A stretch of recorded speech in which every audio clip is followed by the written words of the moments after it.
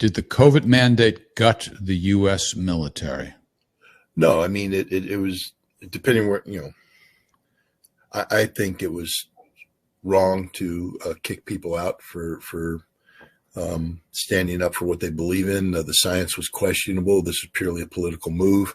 But the numbers that were compelled to leave the military, I don't believe gutted the military. I think anytime you lose people who have committed their professional lives to service of their country, anytime you compel them to terminate that relationship for something as stupid, frankly speaking, as the COVID mandate, it's unfortunate and it shouldn't have happened. And let's just remember, the United States Army right now is thousands of people short of its recruiting goal. They can't attract people, and yet they kicked out people who had and oftentimes given significant portions of their life in service of their country. But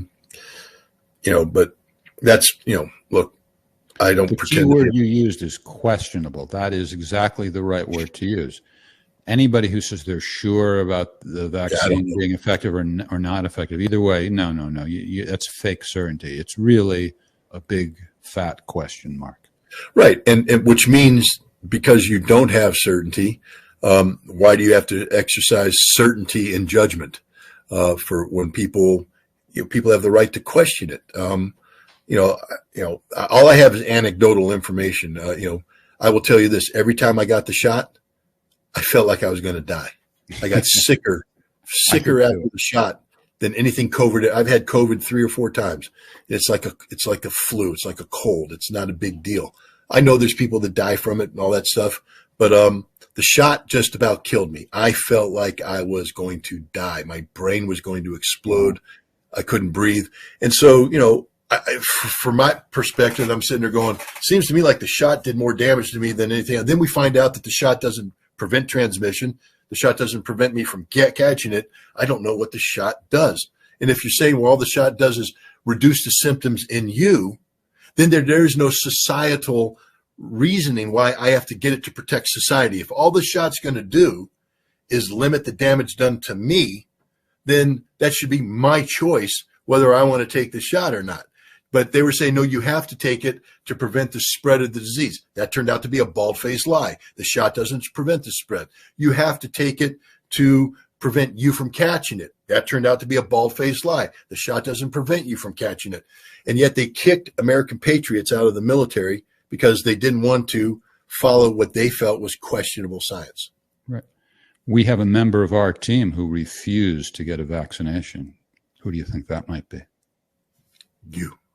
Nope. Correct. Tori? Well, I got the 2 Pfizer ones. I didn't want to, but it's kind of a complicated story behind that. But I never got the boosters. I quit my job because of the policy that came after me having the shots done. The policy didn't allow for religious exemptions, so I think that's where you get the impression that I didn't. Yeah. Okay. I didn't realize it was just the booster you refused. I remember you had an employment issue because of your refusal. Okay. All right. Should we let her infect us on this podcast because she had refused to get the booster, or what? Well, I think we should promote her. All right. You feel healthy, Tori? Yeah, I mean, just not COVID, but I do feel a little under the weather. I feel like I am getting a little sick. I don't know if you can hear it in my voice. Oh, okay. Well, there goes that argument. Well, I haven't the poster child right now. I haven't gotten COVID that I know of.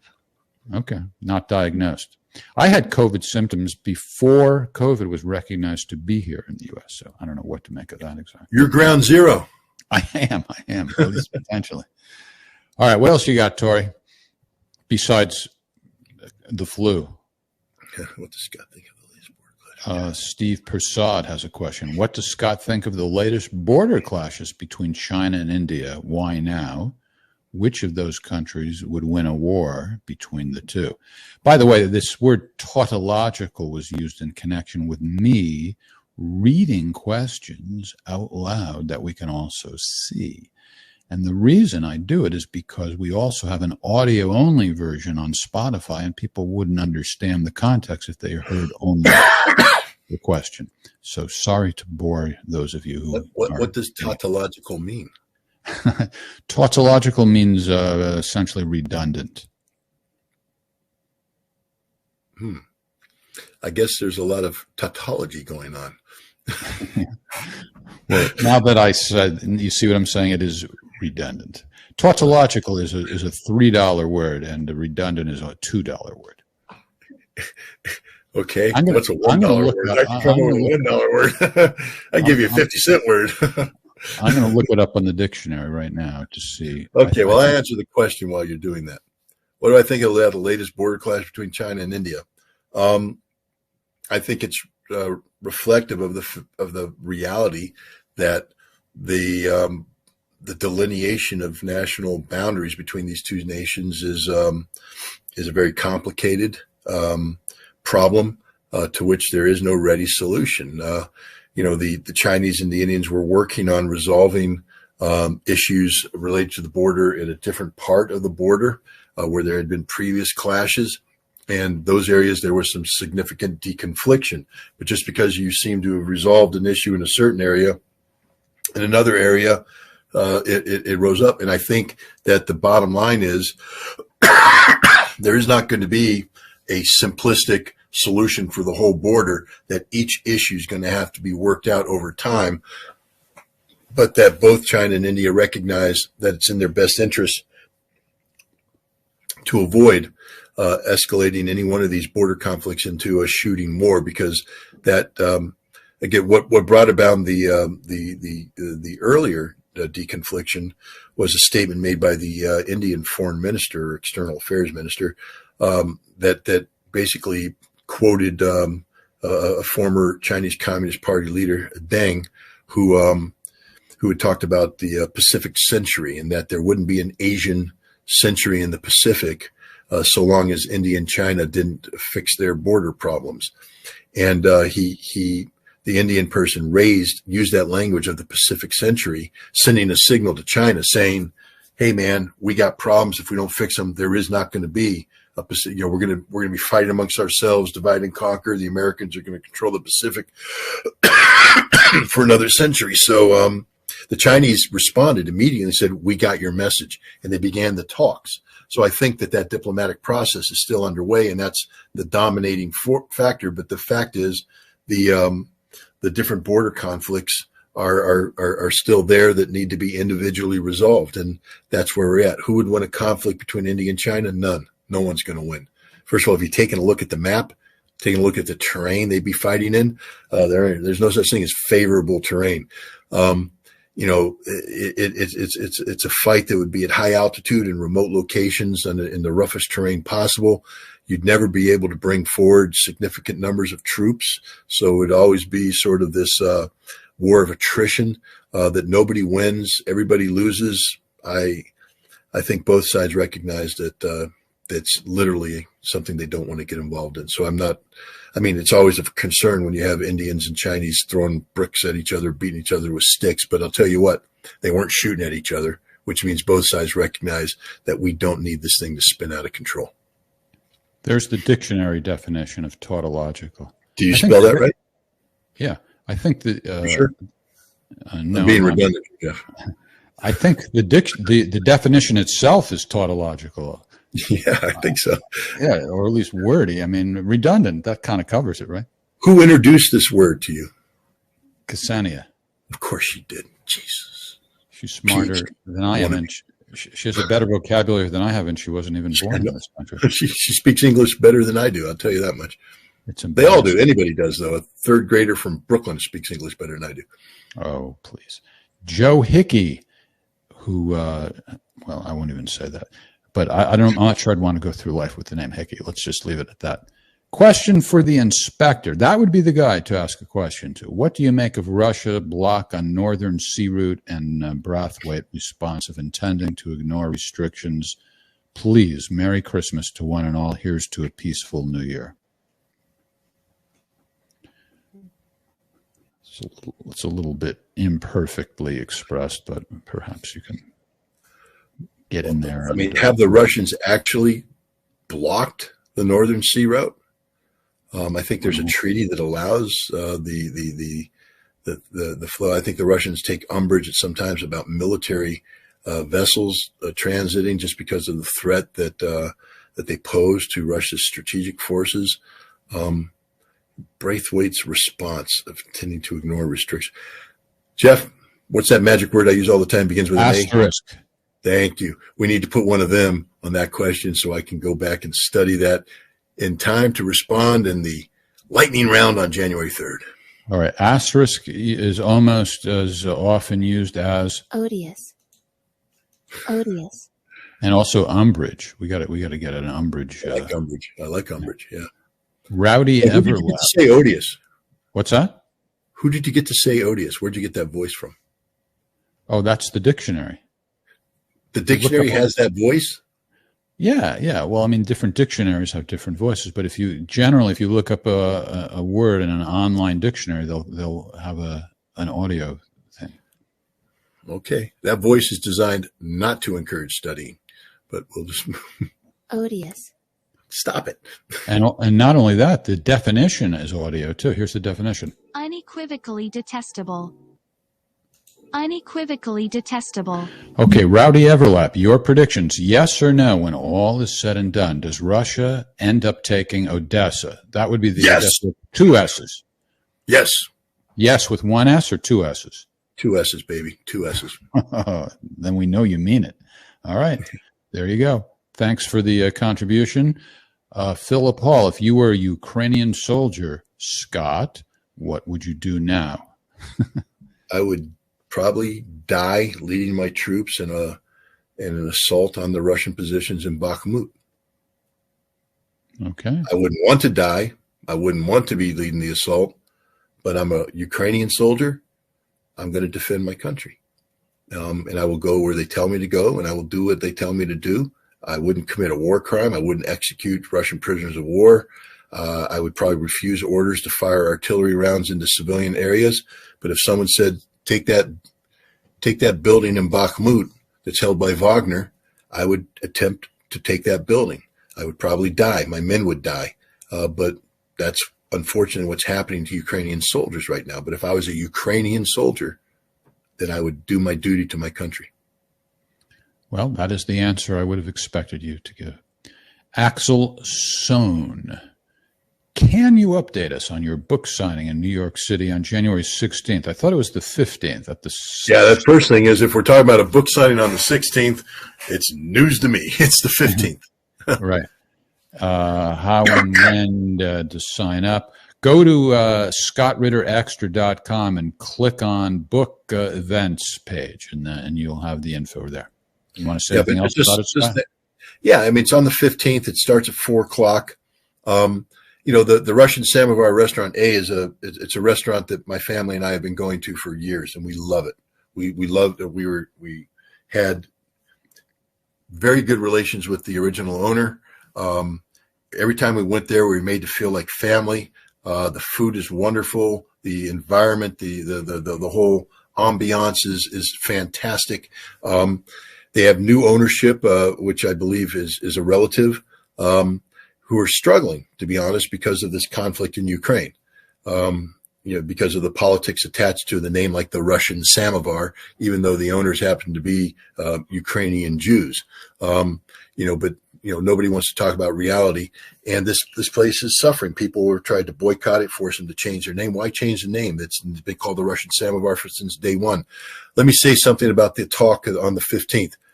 The issue in Ukraine will not be raised, and I will not entertain questions about Ukraine. This is purely a talk about disarmament, about my book. So don't try and turn this into something that it's not intended to be. The owners deserve a clean event, and this event has been advertised as talking about that book. I will discuss disarmament. We can talk about any issues pertaining to disarmament, about the history, but I am not going to talk about Ukraine because that's not what this event is, and we don't need to bring that burden on this restaurant, on the owners. The event starts at 4:00. It's in the theater district of New York City, which means what they have is something called a it's a theater fixed price menu. So if you're going to watch a play, generally the plays begin around, I don't know, 6:37 or something like that. They'll have a seating at 4:00. And so what they're giving me on the 15th is the 4:00 seating. We're getting the entire restaurant, the entire ground floor, up to 90 people can be accommodated there. The price is listed on the website. I don't want to give you the price because I don't know exactly what it is off the top of my head. But what you get for the price is the standard fixed price menu of the of the restaurant, which is you're going to get a salad, a main course, a dessert. I think they're throwing in a complimentary shot of vodka. Plus you get my book. My book is included in the price of the ticket. And so you'll get the book, and then afterwards I have it on good information that the author will stick around and sign every book anybody puts in front of him. You can't stop him from signing books. If you don't want the book signed because you think it'll have increased value in eBay, don't bring it anywhere near the author because he's a fanatic. He will grab it and sign it before you can even say anything. I try to control him, but I can't. But the point is, it should be a very good event for what it is. What it isn't, again, I just want to emphasize again, it's not about discussing Ukraine. It's not talking about the current issue, the current conflict. What it is talking about is a very remarkable moment in Soviet American history, the INF Treaty. It is about disarmament, and it's about the potential for disarmament to help resolve some of the difficult situations that the Russia and the United States find themselves in today. Go on the website, click the thing, you buy the ticket there. There it is. Go to scottritterextra.com and go to the book events page, and then it links to a page on the restaurant's website. I'm just sharing that page right now. You'll see there reservations, all the info is there. So that's how to make it happen. And it's good that Scott explained, because we would not have necessarily assumed that it's limited to that particular subject. So when we come back after the new year, we'll promote the heck out of it, and we'll make it clear to everybody what the topic is and what it isn't. Nightly Moth. How is the best way to deal with family members who have lapped up all the mainstream media Ukrainian war propaganda and look at you like you're insane when you try and explain the history of the other side? Well, get new relatives. I would say this, that from my perspective, your relationship with your relatives is far more important than winning any debate about what's going on in Ukraine. And the best way to deal with it is make this one of those topics that you simply don't talk about. Because ultimately, at the end of the day, I think you'll do more harm to your relationship with family members trying to undo the damage done by mainstream media than you would by simply saying, hey, you know what? Let's talk about the weather. Let's talk about something. We're just not going to talk about this issue. It's the same thing that, in presidential elections, I mean, they got pretty heated lately. And so the last thing that I'll just say, I was prohibited from talking about presidential politics when I visit my parents. I'm also prohibited from talking about the current situation in Russia when I visit my parents, because my relationship. They disagree with you? Vociferously. Oh, that's interesting. Yeah, as you were saying this, I was wondering whether or not you're just giving sort of generic advice, or whether or not you yourself have to deal with it. No, and so I love my mom, I love my dad, and I'm not going to do anything to cause that relationship to suffer. I might sometimes I make jokes. I don't know when to stop making jokes, and so I needle them. But at the end of the day, that we just don't have in-depth conversations about those issues. And you know what? That's okay, because I'm not going to change anything by convincing my mom that I'm right.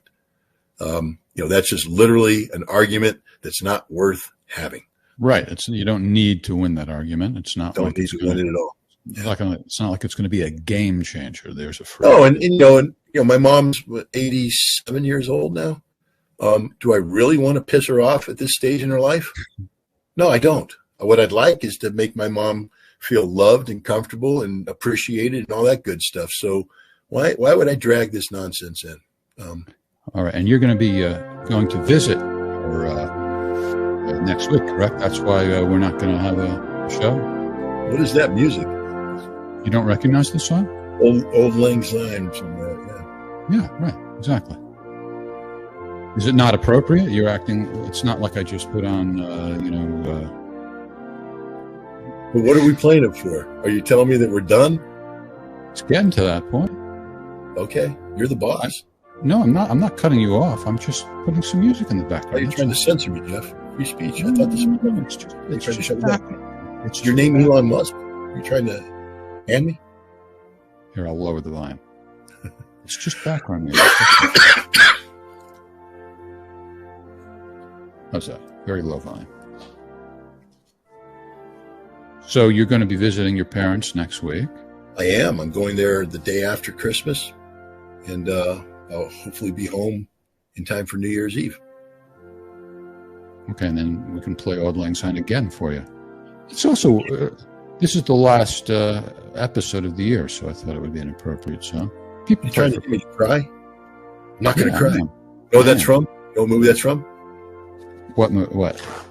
I'm not going to cry. I'm not going to cry. There's no crying in baseball? That one? No, it was Jerry Maguire, Cuban. Oh, okay. Cuba Gooding's character was doing the interview. I'm not going to cry. I'm not going to cry. All And then right. he cried. Yeah. Well, Happy New Year. I love you. Thanks for working so hard. Thanks for being a great partner.